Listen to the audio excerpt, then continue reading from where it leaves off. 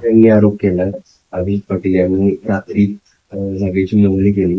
देवस्थानची जमीन गाठण्याचा अभिज पाटील यांचा प्रयत्न आहे. या संपूर्ण प्रकरणाचं सूत्रधार आणि कसं आहे की ठाकरे सरांना विजय नाही काल प्रत्यक्ष त्या ठिकाणी अधिकारी आले होते आणि एस पी साहेबांनी या ज्या गोष्टीवरती त्या ठिकाणी तोडगा काढला. एस पी साहेबांच्या मार्गदर्शनाखाली त्या ठिकाणी मोजणी करणे आणि त्यानंतरच्या ज्या काही चर्चा झाल्या ते ज्या एस पी साहेबांबरोबर ठरल्या त्याप्रमाणे ते प्रशासन करतंय. फक्त काय आहे की माझा मतदारसंघ आहे, दोन्ही समाजाला एकत्र आणणे आणि सर्वांना समन्वयाची भूमिका घेणे या बाबतीत माझी भूमिका आहे.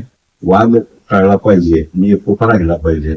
तर मी रात्री सरांना देखील भेटून आलो. तिथल्या महाराज लोकांना दोन्ही लोक हातावर बसतोय.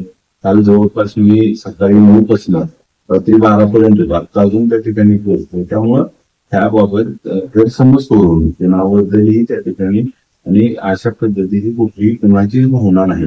मुळात ती 45 गुंठे जागा आहे आणि ते लाटणी वगैरे अशा काहीतरी क्षमतेचे होण्याची माझ्या विनंती जाहीरमुळे तिथं वातावरण खराब होणार नाही आणि आम्हाला त्याबाबत नितांत आदर आहे. अंजनगाव किलोबा देवस्थान हे जागृत देवस्थान आहे. त्या देवस्थानाला आम्ही गेल्यानंतर पाया पडणं, दर्शन घेणं, त्यांचा आशीर्वाद घेणं, तिथल्या सर्व समाजाचा त्या ठिकाणी आम्ही आदर करतो. तिथल्या शिवभक्तांचा त्या ठिकाणी पाहण्यांचा आदर करू.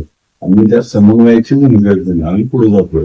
त्यामुळे कुठल्याही पद्धतीची गैरसमज करून देऊ नये अशी आपल्याला निमित्ताने नम्र विनंती करतो.